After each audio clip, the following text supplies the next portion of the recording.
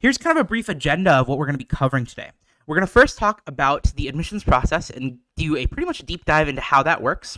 Then we'll go into some changes in the admissions process, particularly that have happened over the last couple of years due to COVID, due to the sort of increase in focus on social justice after George Floyd's death in 2020 and more. And then, of course, we'll do a sort of dive into how admissions works.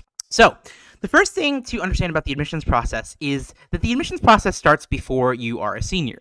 Now, I'm assuming that the majority of the folks in the audience today are either seniors or the parents of a senior, and so you're about to go into your senior year, you're about to get into the applications process. But the first thing I think I want you all to take away from this is that about 50 to 60% of your admissions outcome is going to be determined before you submit your applications, right? So a lot of your admissions profile is actually going to be determined across your freshman, sophomore, and junior years. That's 9th, 10th, and 11th grade, plus the first half of 12th grade or your senior year for some of your applications. It's not necessarily too late to change your admissions trajectory from these parts of your application, right? But the things that you could do in 12th grade to really boost your resume, for example, or boost your grades, there's only so much you can do. There's kind of a capped payoff to that, right? And that makes sense intuitively, right? Because if you think about how admissions officers value extracurricular activities, they focus a lot on activities that you've pursued for a long time and that you've pursued with a lot of commitment. And so it's hard to show a ton of commitment if you are starting an activity in your senior year of school. Similarly, in terms of your grades, your GPA is the average across your 9th, 10th, 11th, and 12th grade. So there's only so much you can do to improve your GPA if you just sort of focus on your grades in your senior year. It doesn't mean that everything is lost, nor does it mean that it's impossible to improve on these elements. But there is a lot of work that you're going to be doing before you even get to your senior year. So with that in mind, it's a better use of your time in 12th grade in general to focus on improving your essays, your application, like things like how your resume is actually presented on paper, and then also strategizing and thinking through which colleges you're going to apply to, which schools you're going to apply to, early decision, if you want to do an early decision or early action round 2 in early January. Those are the kinds of things that you should be focusing more of your time on in 12th grade. It doesn't mean that you can't, put time into building extracurricular activities. And of course, you want to be either maintaining or improving your grades if you can. But it does mean on the margins, a better use of your time is to really focus on those essays and focus on those applications. So let's talk a little bit about the components of your admissions profile that are going to be determined before you get into your senior year, right? So the stuff that you do before you get into your senior year is stuff like your grades and your course selection. It's stuff like standardized tests for the most part. You can take standardized tests in your senior year, but it's often hard to fit those in and do well on those exams once you get into the swing of things in your senior year between school, your activities outside the classroom, and of course, college applications. And standardized tests are less important than they used to be. They are still very important, particularly when you get to more selective colleges, and particularly if you don't have some other hook to your profile that's going to help you really benefit from test optional policies. But standardized tests are definitely less important than they used to be. Next up, you have your extracurricular resume. Again, this isn't set in stone before you get into your senior year, but a lot of the work will have been done before you get into senior year. And then finally, the relationships that you've established with professors and your guidance counselor or your school counselor, right? Now, obviously, there's a recommendation letter that your teachers and your guidance counselor are going to be writing for you in your senior year, usually, right? Or though, in some cases, you can definitely ask for it before the end of your junior year, before you even get into senior year. Even before you get to those actual letters, you want to have a good relationship with your teachers and your guidance counselors so that they write a really strong letter of recommendation for you. So that's the stuff that you do almost in high school to prepare or set up your college application. And then when it comes to your actual college application, there's a few different components. The first is your actual literal application form that you submit to different colleges, whether that is a standalone application for one college or an application that can be used for multiple colleges, like the Common App, the Coalition App, or the University of California System application. Right? Some colleges still have alumni interviews. Historically, these used to be sort of in-person interviews conducted by alumni in your region. Nowadays, they're much more common to happen over Zoom. Of course, there's college essays. That's a huge factor in your application. Letters of recommendation. And then you have financial aid and scholarship applications. These are both elements of the process that take time, that involve your parents, and at some colleges where they have what's known as need-aware admissions policies, it may even impact your chance of admission depending on how much money you need to be able to attend that school. So let's talk about what that timeline looks like as a 12th grader. Now, keep in mind that these are just the sort of most common or most key dates, but every person's application process is going to be a little bit different. In fact, that's like sort of my one big takeaway from this timeline, beyond obviously knowing these dates. It's useful to know these dates, but the biggest thing you have to realize is that for you individually as an applicant, the specific deadlines you have to be aware of are going to be completely different than for your best friend or for some other kid from your school who's applying to a different set of colleges, because every single college has slightly different application deadlines, or many colleges have slightly different application deadlines. You may have special deadlines for a special program, like a BSMD program or a scholarship that you're applying for, right? And then every college also has different deadlines for when you need to submit your test scores or submit your financial aid forms, right? So my recommendation, if you want to really stay organized, is put together a sort of Excel spreadsheet, or you can use the tool that we have built into CollegeVine to really just keep track of all your different deadlines, and just make sure that for every college that you plan on applying to, you know what those key deadlines are, depending on which decision sort of pathway you plan on taking. But with that in mind, here's kind of some key dates to know in your 12th grade timeline. So first is on August 1st, the Common App, the Coalition application, and the UC application are released. So that's coming up in 13 days, 14 days. I always forget how many days August has. I think it's 30 days. So yeah, that's coming up in basically 13 days. So the Common App and the UC application are going to be released. And again, as I've said before, my recommendation is to really try and get the basic components of that application filled out and proofread and double and triple checked as early as possible, right? Especially because the vast majority of you are not going to be back in school in early August. It's a great time to just get that work out of the way, and then you no longer have to worry about it on October 30th at 4:45 p.m. when you're freaking out about 25 different, elements of your application and things you have to do before you submit your apps. Now, the next key date is actually not till October, and that's October 1st. That's when financial aid applications, specifically the FAFSA, which is the Federal Free Application for Federal Student Aid. I always mess this acronym up, but it's basically the financial aid form that you submit to qualify for federal financial aid, and the financial aid form you submit to qualify for institutional aid, i.e. aid from colleges at most universities in the country. And that's also when the CSS profile is released, which is another financial aid application. It takes in slightly different information about your family's finances, and it's used by about 230 private schools along with the FAFSA. So in general, if you plan on applying for financial aid, you got to submit the FAFSA to every college that you're applying to, and the CSS profile to any private colleges that use the CSS profile. And again, those forms are released on October 1st. And because those forms use your prior tax year's information, this is really a tip for the parents out there, because I'm assuming the majority of families are going to have the parent fill this information out. The FAFSA and the CSS use your prior year's tax information. So they're going to use your tax information from 2021. So again, get that work done as early as possible. This is going to be a theme you hear me repeat pretty much consistently throughout this section of the live stream, right? Which is get those forms and get any element of your application that doesn't require lots of thoughtful reasoning and brainstorming and reflection. Just get it done as early as possible so you no longer have to worry about it. Okay. So the next key date to know is October 10th to 15th, so that sort of mid-October period.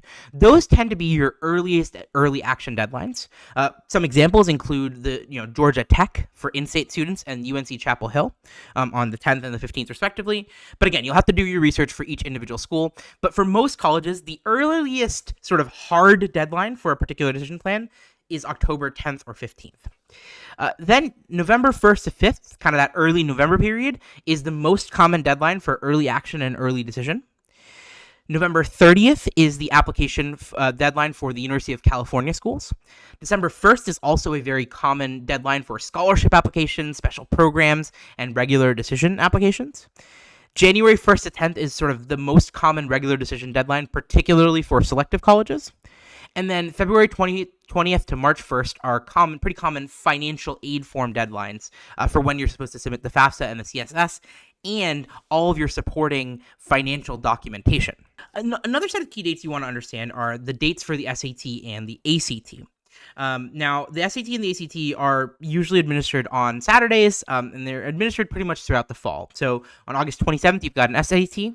On September 10th, you have an ACT. October 1st is another SAT. October 22nd is an ACT.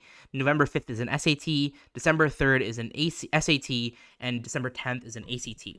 Now, a really important element to understand here is if you are trying to improve your SAT or ACT scores before the early application deadline, which is usually November 1st. The last SAT you can take is the October 1st test, and the last ACT you can take at most colleges is October 22nd. Some schools will accept the November 5th SAT if you do like a priority sort of rush or you really hustle to send that out, but it's not universal. I would say the last test you can take and still be safe about being able to submit your scores for that early deadline are October 1 for the SAT and October 22nd for the ACT. Now, let's talk about time allocation, because you've heard me kind of hint at this a couple of times, even throughout these first elements of today's presentation. And let's talk a little bit about how to think about budgeting your time. The biggest sort of source of time that you'll have to find is finding time to write a bunch of high-quality essays for your applications. And this goes double if you're planning on applying to lots of selective colleges, right?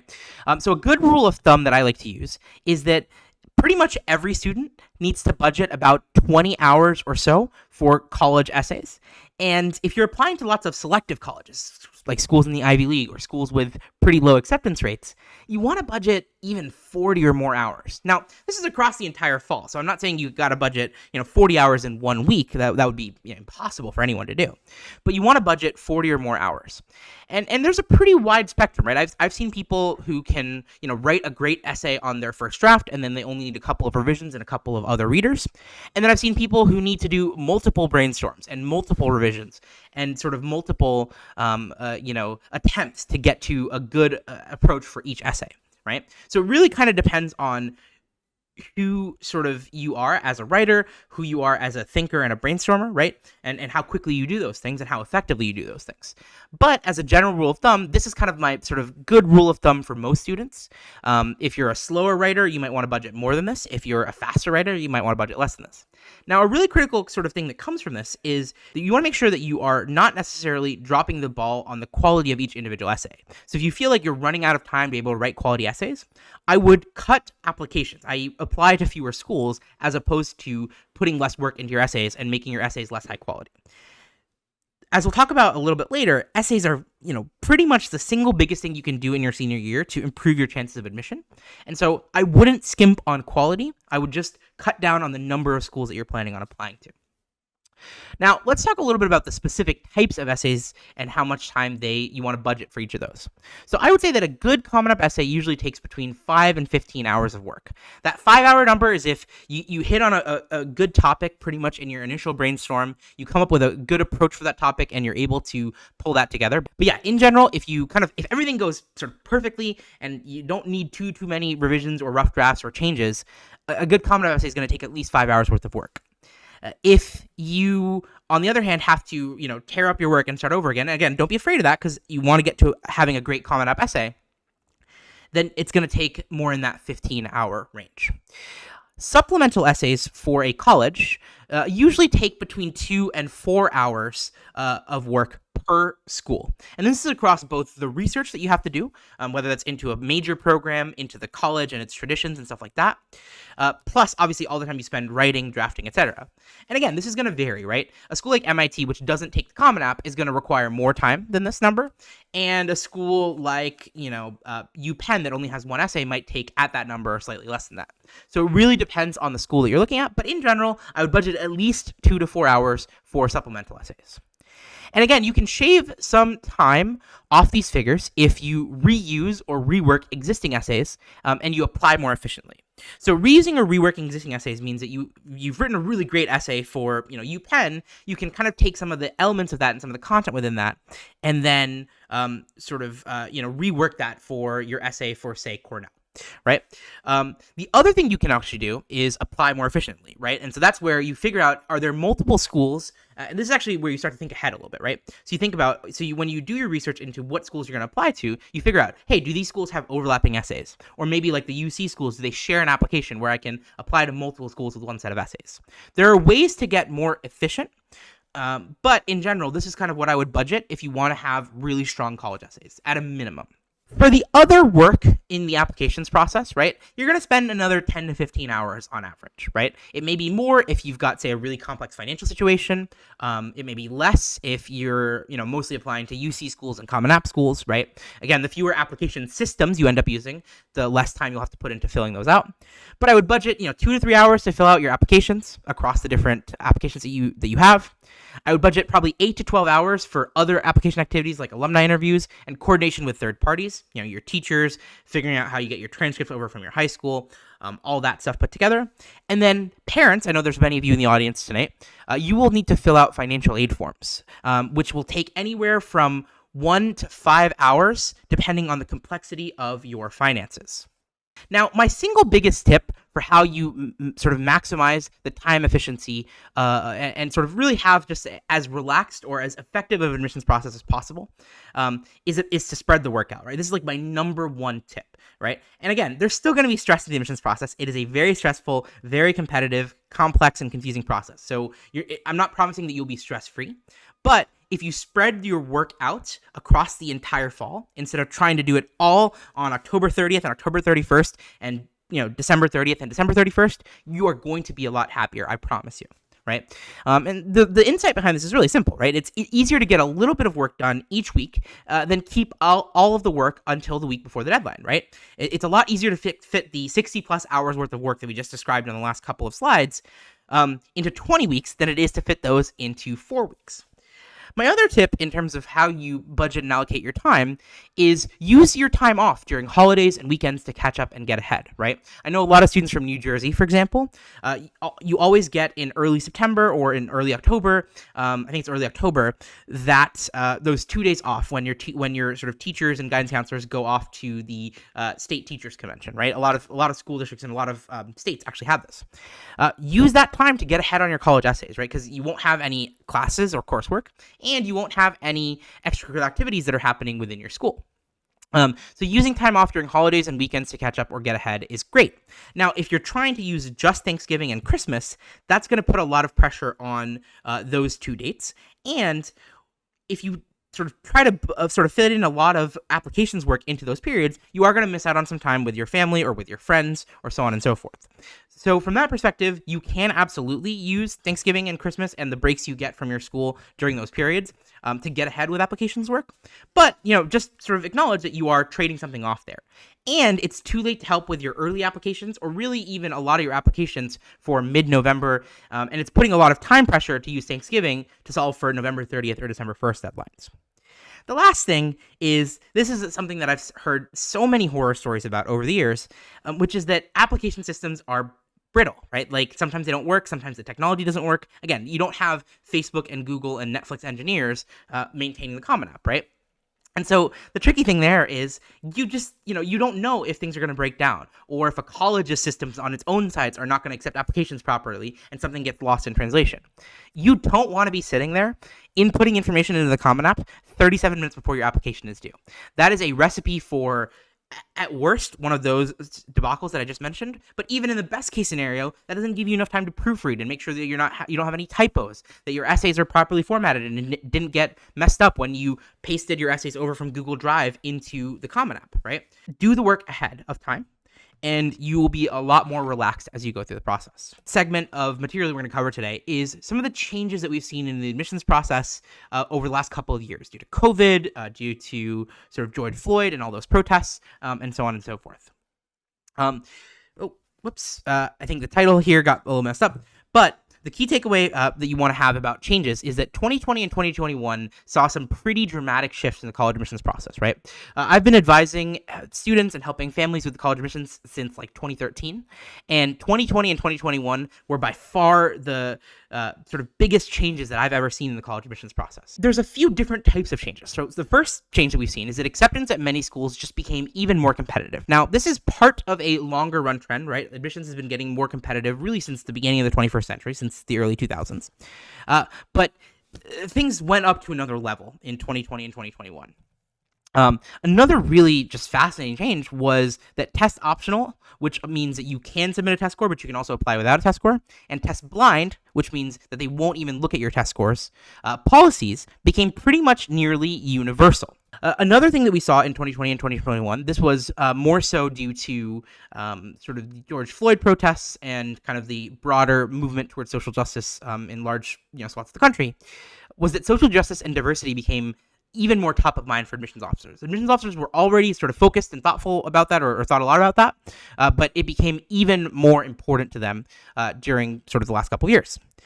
And finally, we saw some temporary effects or some changes in the almost like the structure of all the applicants in the country, right? So many more students opted for gap years, particularly in 2020 and to a lesser degree in 2021.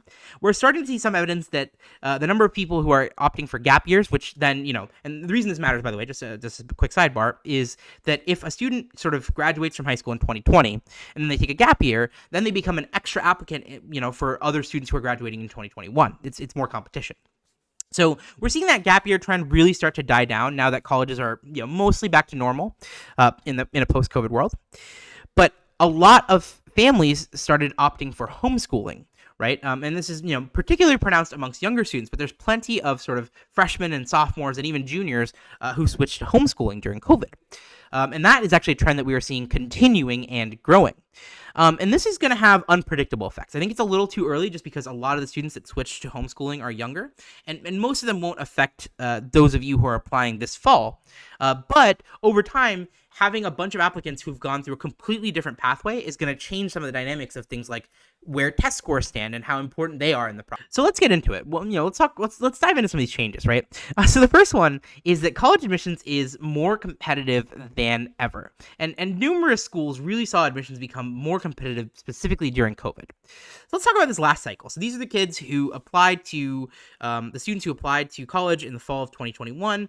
They'll be entering and enrolling in school now, and if they graduate on time, they'll be graduating in 2026. So they're called the class of 2026 by universities. So the 8 Ivy League colleges actually accepted 4.3% of applicants, which is a really, really low number. I think 5 years ago, only Harvard and Stanford were below at 4.3%, and now the average across the Ivy League is 4.3%.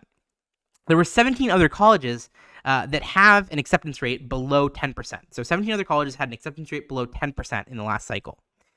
And it's not just the usual suspects, right? You might expect that the Ivies, Harvard, Stanford, MIT, U Chicago, these are all schools that have been very competitive for multiple years now. But there's a lot of schools that you wouldn't necessarily think of as being ultra competitive or ultra selective that are now exactly those things, right?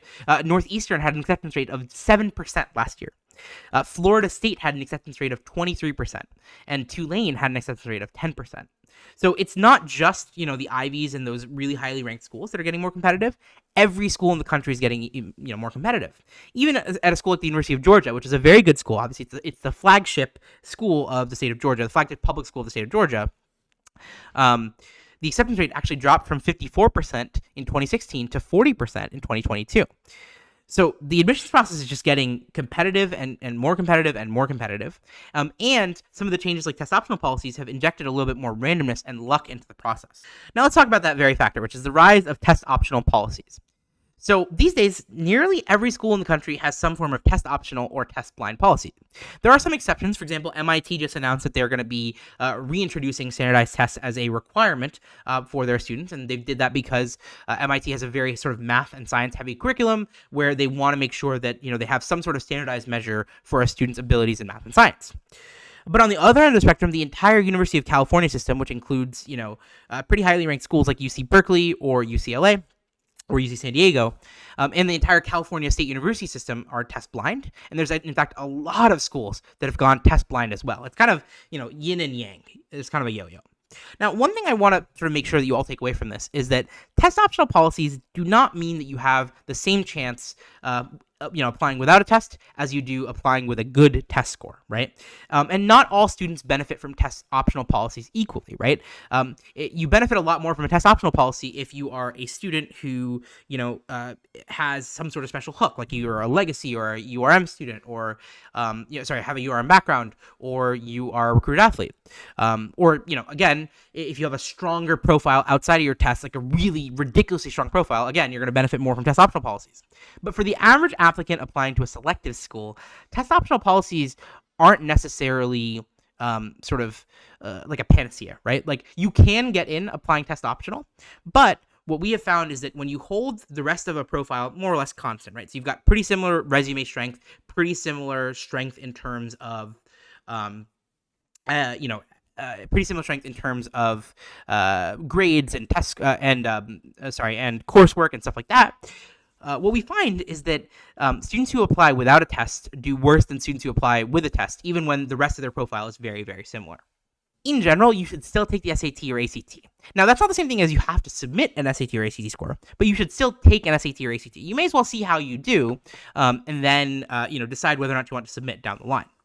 And again, you can kind of decide that for yourself down the line, and we'll give a quick guideline for how you can decide whether to submit your test score. But I always recommend at least taking the test, unless you're someone who gets a lot of anxiety from test taking, or you just absolutely don't have time to prepare for the exams. Now, another change that we've seen in the last couple of years is that social justice is increasingly important to your application.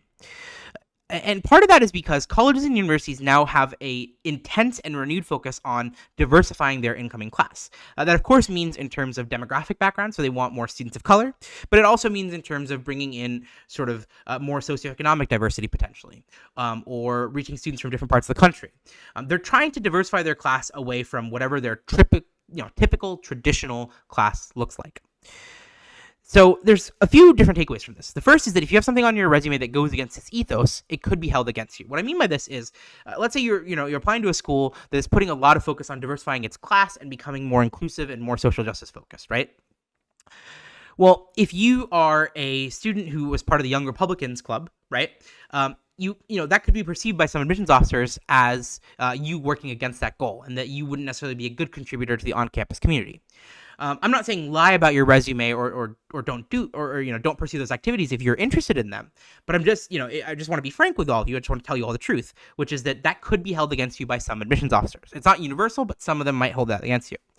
There's also more essays and interview questions about how you contributed to social justice and diversity within your community, within your school, etc. So you want to make sure you have a good answer to those essay questions and to those interview questions. The other thing I will say is that this social justice focus is more likely to be a negative factor than a positive factor. What I mean by that is it's easier to slip up by, say, writing something that's, accidentally or that you didn't know was transphobic or could be perceived as racially insensitive in your essays or in your interview, right? Or something like the Young Republicans factor that you just don't know until you actually submit your application. In general, social justice considerations are more likely to be sort of negatively used against you than used in a positive manner, unless you've done a ton of work outside the classroom through your activities, and through your community service to contribute positively to it. The last thing that this sort of brings up is that if you have a profile that is underrepresented for a particular college, right, consider submitting an application even if your profile doesn't match up on traditional metrics. Now, what does underrepresented for a particular college mean? Obviously, for a lot of colleges, that means students, who are Black or Hispanic or Native American. That's obviously, going to be true for a lot of colleges. But that's, for a lot of you, you're going to be an underrepresented background for some college, whether that's because a college historically doesn't have a lot of students from your part of the country, whether that's because you're an Asian student and you're applying to a liberal arts college, which are really trying to grow their Asian American population, right? So if there's not a lot of students who kind of how does the admissions process work? So once you've submitted an application to a college, the admissions officers at that college will gather into what's known as kind of an admissions committee, right? And basically, the way that admissions committee works is that for each application, it's going to be assigned a primary reader, which is usually the admissions officer that's responsible for overseeing your region. Some secondary readers, and depending on the college, if it's a more selective college, you'll have more secondary readers. If it's a less selective college, you'll have less sort of secondary readers. These are admissions officers that are responsible for different regions. And then you'll all sort of work together to get a sense of, they'll all work together and they'll all kind of come together and debate your chance of admission in what's called the admissions committee. Right. And what they'll do is they'll kind of stack rank applications based on how strong they are across a variety of factors. So what are those factors? Okay. Now, for pretty much every college, these are the four sort of major components of the application process, right? There's some exceptions. So if you're applying to an art school, then your portfolio is going to matter a lot more than anything on this page. There are exceptions like that. If you're applying to a military school, like the U.S. Naval Academy or Coast Guard Academy, then obviously you have a physical fitness test that you have to pass. But as a general rule of thumb, the major elements for most colleges are academics, extracurriculars, essays, and then a sort of big bucket of what I would call luck, personal assessments, finances and financial situation, and college strategy. Okay, so let's break down each of these because I think it's important to understand the distinctions of how these matter. And the first sort of thing to keep in mind is that depending on the college that you're looking at and how competitive or selective the admissions process is, how much each of these elements is going to be valued is going to vary pretty substantially, right? So at non-selective colleges, right, 80% of the process is determined by your academics. And we'll talk about the different components of that, but it's basically your grades and your test scores, more or less. At selective colleges, these are colleges that have a competitive admissions process. They don't accept everyone, but they don't necessarily reject the vast majority of the kids that apply. It's going to be about 50% of the admissions decision. And then at very selective colleges, these are your Ivies, your top 20 schools, stuff like that, it's going to be 30% of the process. Extracurricular activities and essays are, between 15 and 25% of the process at selective and very selective colleges, right? They make up a lot of your application, but they're less important than academics. And then this last bucket is a mixture of a few different factors, right? So you obviously have luck, which is, just everything ranging from the sort of human element of, does this admissions officer have some sort of beef with your high school, to did they just have a bad lunch and read your application on the wrong day, to that sort of like personal assessment of, that admissions officer is much more focused on social justice and you have, Young Republicans Club on your application, right? All those factors. This is also where your personal assessments, things like your alumni interviews and how that alumni interviewer scored you, your recommendation letters and stuff like that come into play. This is also where, finances and your sort of family's finances come into play. Now, a lot of selective colleges are what are called need blind, which is they look at finances and admissions separately, as in they decide whether or not to accept you, and then they decide how much financially they want to give you. But there are some schools which have what are called need aware policies, which means that if you are not able to pay full price, they may ding you in the admissions process. And then finally, the college's strategy. Obviously, like we discussed, a lot of colleges are looking to diversify their class, so that's part of it. A lot of colleges also want to ensure that they have a high yield rate, which means that if you are accepted, you are more likely to attend, right? Pretty much every college is solving for its yield rate on some level. And so if you are geographically more close to a university, you might get a bit of a boost in the admissions process because a college is more likely to believe that you will enroll if you're actually accepted. So these are kind of the key elements in the admissions process, right? And in that last bucket, it's pretty much a consistently a 20% factor across the board. But how much each of those elements plays really depends from college to college, right? At Harvard, there's not really a financial component, and there's not really much of a college strategy component. It's really the luck and the personal assessments that are playing more of a role. At Rollins College, so what does that academic component look like? So the first component really there is grades. The numbers you see on this page here are a good rule of thumb. They're not necessarily the sort of perfect be-all, end-all, but they're a good rule of thumb. So first you have non-selective colleges, where I would say you want to be above a 3.0 unweighted. For selective colleges, I'd say you really want to aim for like a 3.5. For very selective colleges, I'd say you want to aim for a 3.8 GPA. And again, these are just general guidelines. If you've taken 19 AP classes across your high school career, you can be a bit below that 3.8 and still be very competitive for selective colleges. Which gets into the next portion, which is, of course, course selection, right? In general, particularly for selective colleges, you want to take as challenging of a course load as you can without making your grades suffer, right? So if you can't handle the coursework of 5 APs, but you can handle the coursework of 3 APs and 2 honors classes in terms of getting good grades, I would opt for 3 APs and 2 honors classes and get the good grades as opposed to getting poor grades in 5 AP classes. Class rank is also not necessarily used universally, but if it is used by a college, obviously the higher the better. And then there's, of course, some places like, say UT Austin or Texas A&M, where it's literally part of the admissions process, or in the University of California system. And then, of course, standardized test scores like the SAT and the ACT. Now, I get a lot of questions about whether AP exams are a part of the process. And basically, the way I would describe that is, the short answer to that is no. AP exams are not really used in the admissions process by itself. Now, if you get 7 or 8, if you get the sort of required number of AP exams to be able to get an AP Scholar Award, you do get some benefit from that, particularly if you qualify for that award during your junior year, i.e. before you apply to colleges. But as a general rule of thumb, AP exams are more useful as college credit than they are as part of the applications process. So, my broad guidelines for should you submit test scores. As a general rule of thumb, you should submit your test scores to a college if it is above the 50th percentile score for that university. You should consider submitting your score if it's above the 25th percentile. And that consideration comes down to other factors, like, is the rest of your application really strong? Do you have a background that the school is really looking to recruit? If the answer to either of those is yes, then maybe don't submit your score. Whereas if the rest of your application has some holes, then I still absolutely would submit the score, because as we talked about before, colleges are more likely to admit you regardless of your profile if you also have a test score on there. Then, of course, we have extracurricular activities, right?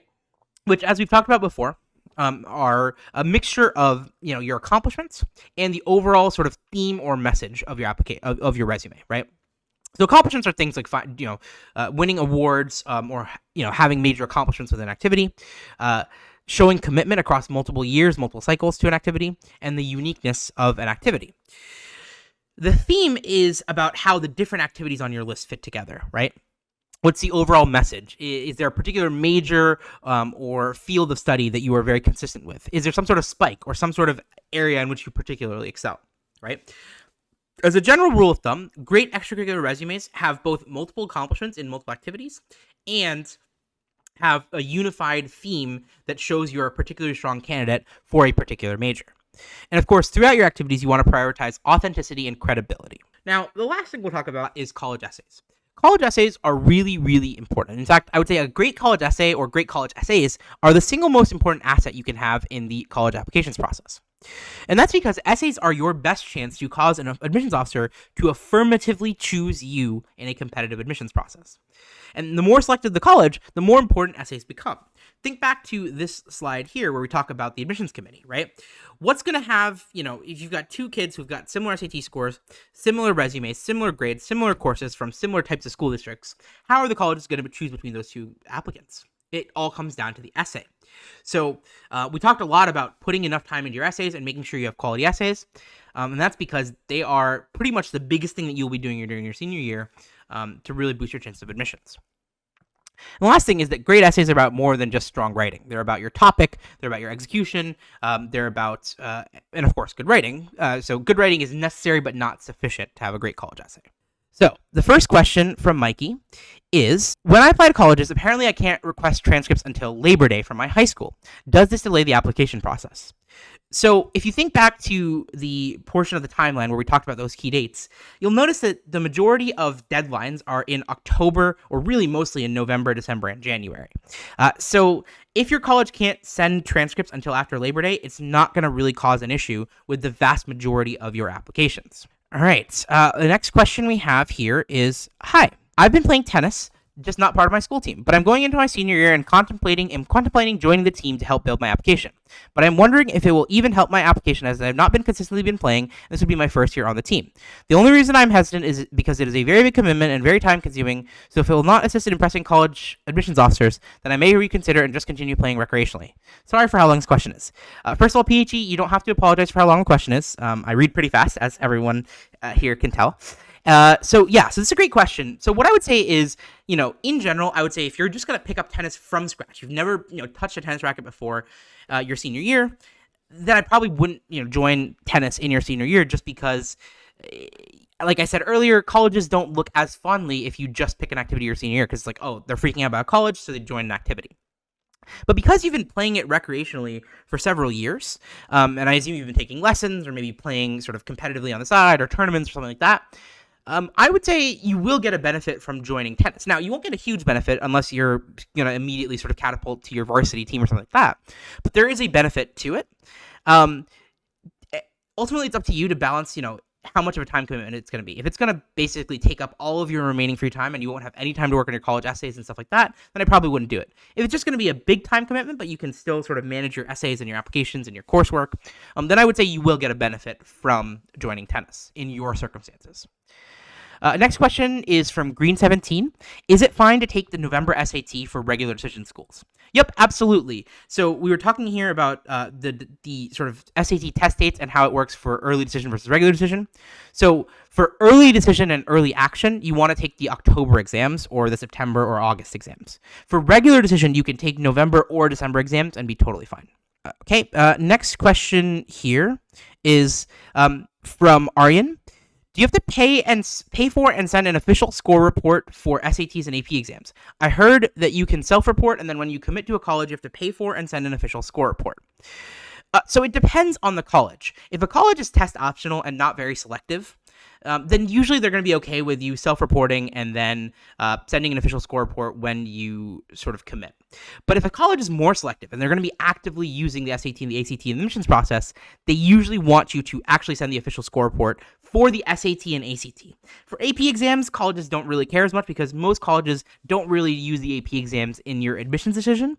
They use your SATs and ACTs primarily, right? They used to use SAT subject tests. Now, obviously, those are no longer available to students, so those are no longer used. Okay, next question here is, is from PK Gupta, which is, what does the counselor application include? So I assume you mean the counselor recommendation letter.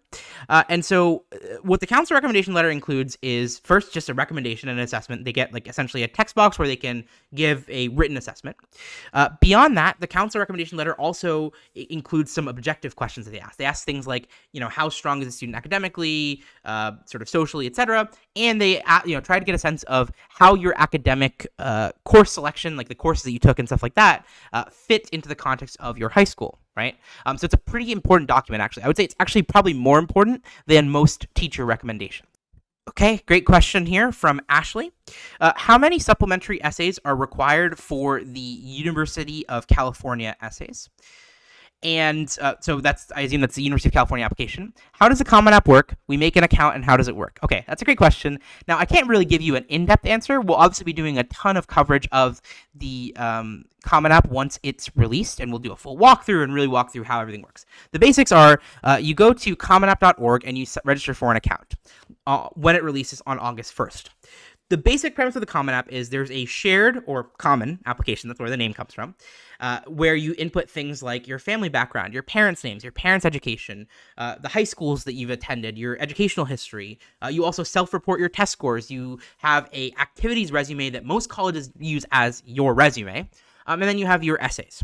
Okay, so that's the shared application. Then you separately have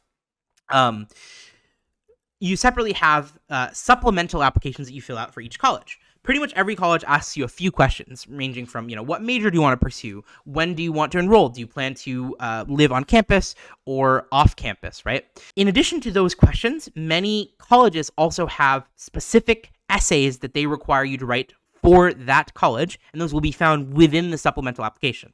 Now, it's sometimes tricky because depending on your answers to certain questions, which essay questions and which additional questions you have to fill out may change. So it's going to vary from student to student, but that's basically how the Common App works in a nutshell. And then you submit applications to each school through the Common App. When it comes to the UC essays, historically, it's been 8 350-word essay prompts, and you got to choose 4 of them to write. But it has varied. A few years before that, it was 2 500-word essays that you had to choose out of 5 or 6 prompts. It's been a lot of different formats. We don't know what it's going to look like for 2022 for this fall yet because the UC application hasn't been released. It'll be released on August 1st. All right, next question we have here is from Babs. How can I find out how much of an advantage early action is at a particular school? So there's a couple ways to get indicators. There's no precise definition, there's no precise standard for how much of a benefit early action is at a particular college. And part of what's happening with early action is that a lot of candidates that get special consideration, whether that's legacy students or recruited athletes, apply during that early round, and so they get bundled into those statistics. But a good sort of way to get at least an indication is to first look at the Google the acceptance rates for early action versus regular decision. And then beyond that, I would say as a general rule of thumb, early decision provides you a pretty big boost. It's a pretty meaningful boost. It can, double or increase your chances by 50%. And then restricted early action or single choice early action, where you can only apply early action to one private school, gives you about half that benefit. And then early action gives you about half of the benefit of the restricted or single choice early action. So that's kind of a good rule of thumb, but it does vary from school to school. So you kind of have to do your own research and sort of look at that. So next question is, what is the difference between Common App and supplemental essays, right? So I think I covered this in my answer to Ashley. But the way to think about this is the Common App essay is a shared essay. It's the sort of essay within that common application. So that common application essay is going to be submitted to every college that you apply to through the Common App. Your supplemental essays are only going to be sort of viewed or used by the school that you applied to in that supplement. So their supplemental essays are used by one school. Common App essays are used by every school that you apply to through the Common App. It's like a personal statement. All right. The next question is from IS 2005. Should I apply to a school if I know that even if I get accepted, I won't be able to afford to go? That's a great question. So I guess the first response I have to that is, how do you know that you won't be able to afford to go? Is that based on the published list price, or have you done your research into understanding how much financial aid and scholarships you're likely to receive from that university? If it's the first case where you're just thinking about the list price, I absolutely still would apply, because you never know how much a college is going to fall in love with you as an applicant and offer you extra financial aid or scholarships. Now, if you've actually already done your research and you understand, okay, this school isn't likely to give me much financial aid or scholarships and I can't afford to go, then yeah, I wouldn't apply. Why waste the effort or waste that time? You can spend that time on other colleges that you want to apply to. Okay, next question is a great question from Senior 23. What's the difference between early action and early decision? Which one is binding? So early decision is the binding one. That means that if you are accepted by that university, you are committing that you will enroll and attend that university, at least for your first year. Early action is you're just submitting your application early. And that's why early action gives you less of a boost in the admissions process than early decision. If you are LGBTQ+, will that help you in the social justice category? Yeah, absolutely. Now, that's not universal, right? A school like maybe BYU is going to look a little differently at a student with an LGBTQ background than Oberlin or Harvard. But in general, being part of the LGBTQ community is going to be beneficial. Next question here is from MOAA. If my SAT score is in the 900s for any college, what should I do what should I try to bring that up to? So it really depends on which colleges you're aiming for. If you're aiming for the Ivies, I'd want to get into the 1450 to 1500 range. If you're aiming for maybe other sort of selective colleges, not as competitive as the Ivies, I would look for the 1200 or 1300. But it really depends. It's hard for me to answer that question without knowing which colleges you're looking at. Next question is from College 25. How important is the PSAT? So the PSAT by itself is not necessarily that important. Colleges don't really look at the PSAT as part of your application. Now, if you qualify for sort of national merit semifinalist or finalist, then you do get a boost. It counts as an award within your context. So what I would say is that, like, if you qualify for national merit, you do get a boost, and there's some colleges where you get a big boost and they really want to bring national merit scholars on campus and they may offer you a full scholarship. If you don't qualify for national merit, then the PSAT isn't really necessarily that important. Okay, next question is from Raven. What if I am not necessarily URM? I'm considered Asian, but the number of people from my specific ethnicity is fairly rare.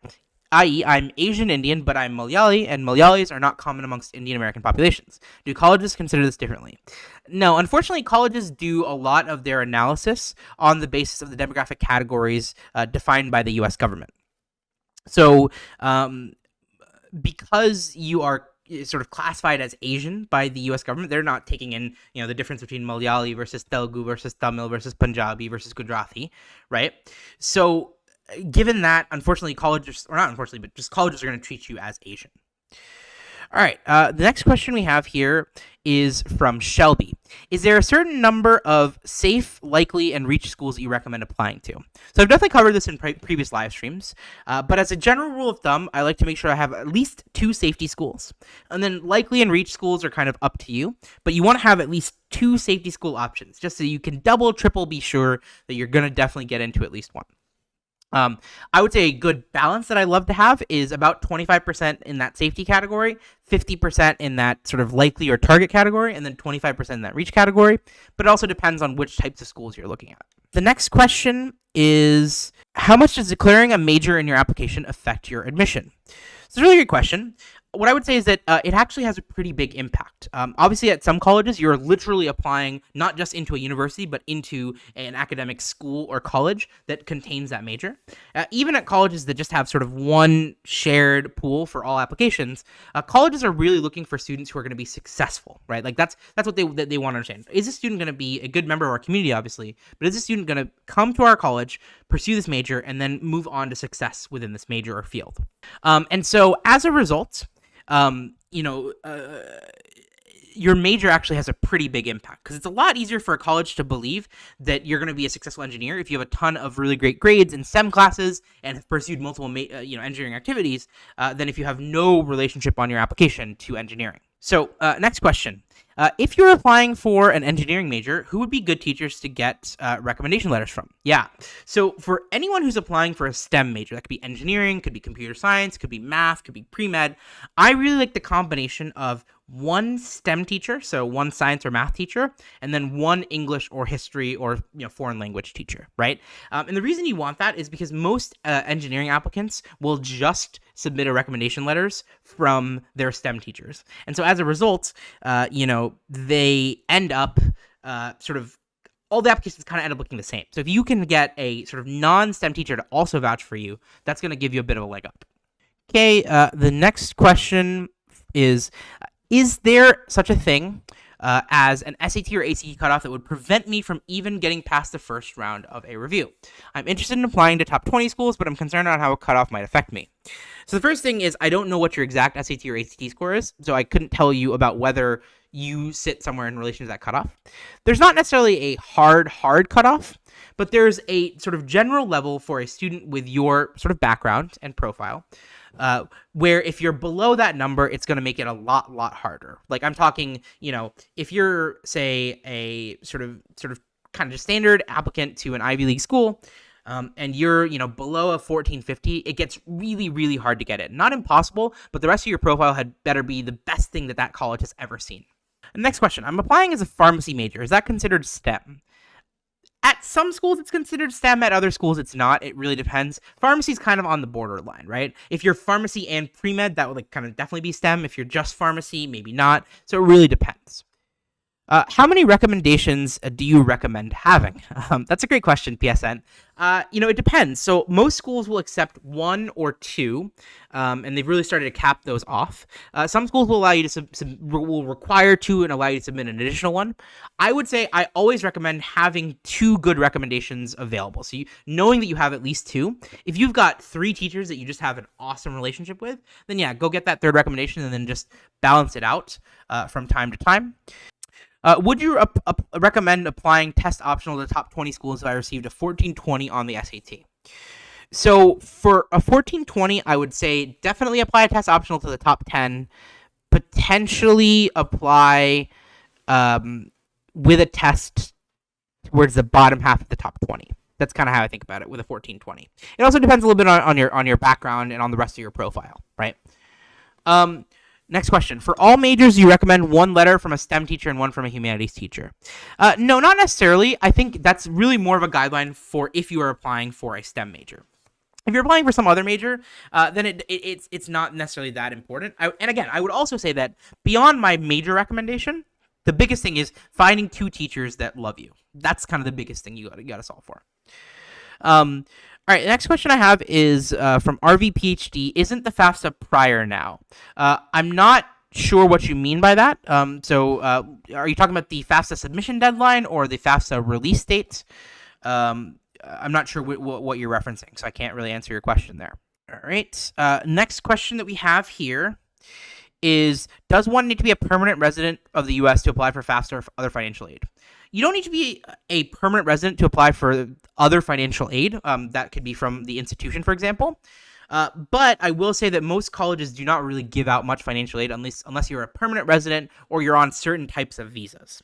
If you're an international student, your chances of getting financial aid from colleges are pretty low, just being candid.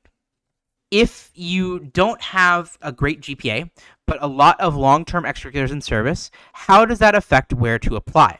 Also, I have a disability, and I'm trying to find out if they give enough services and help to their students. How would I find this out? So if you don't have a great GPA, but a lot of long-term extracurriculars and service, how does that affect where you should apply?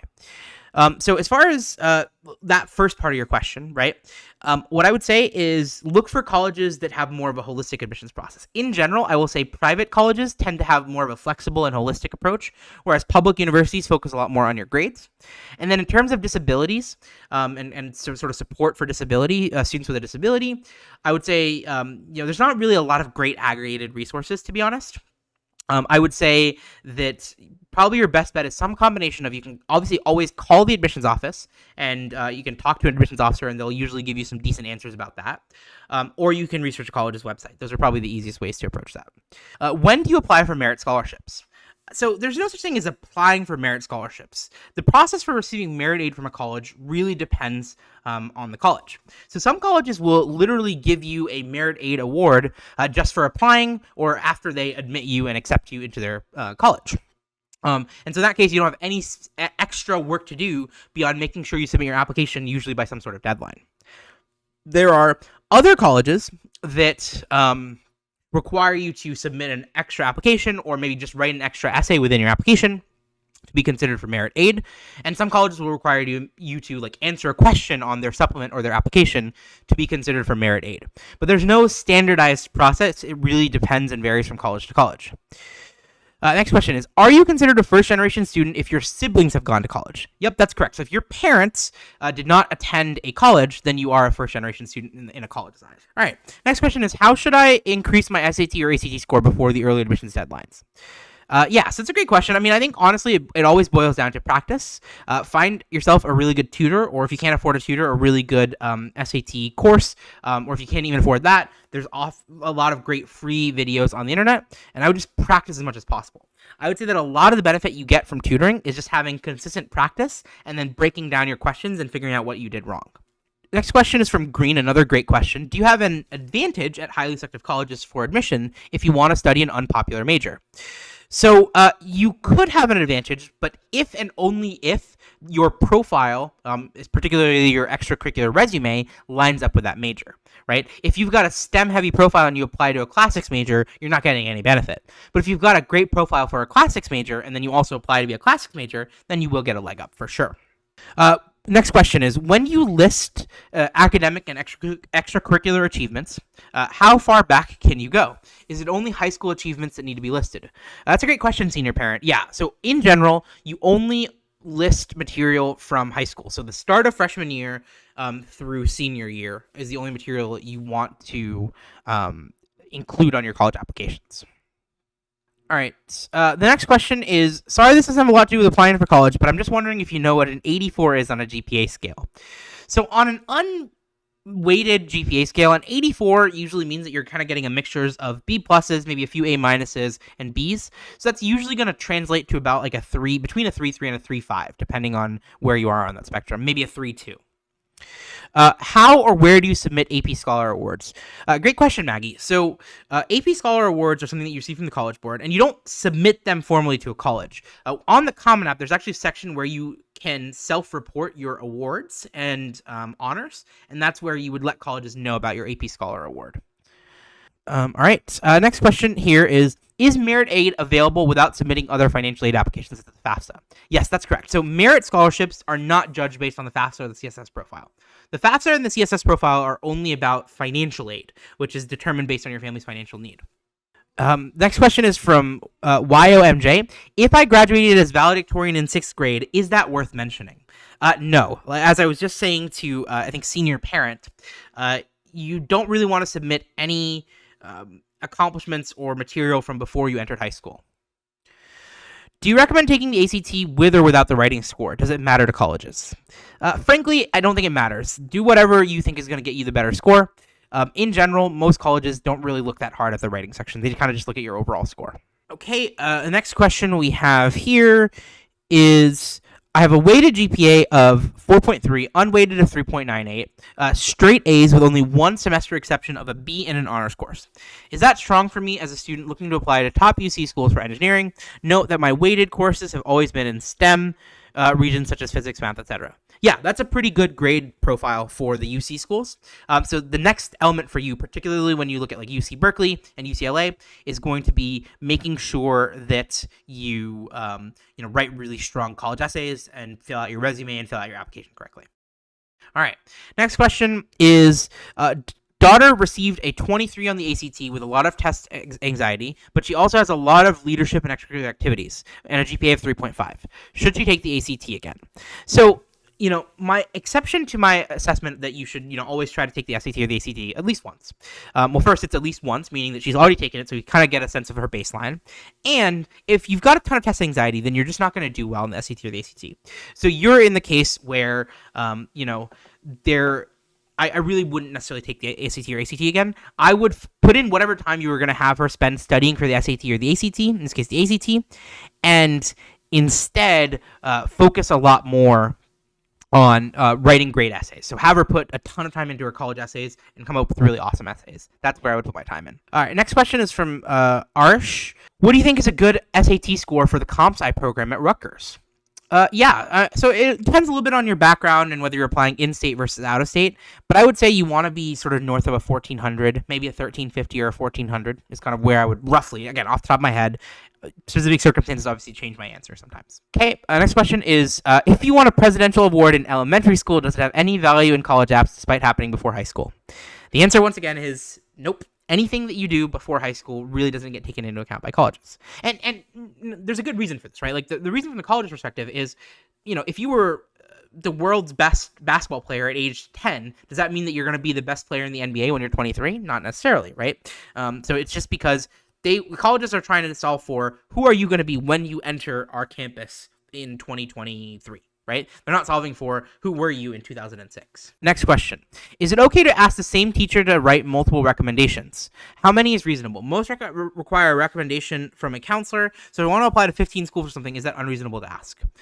So the way that recommendations work is your teacher writes one recommendation that you then submit to multiple schools.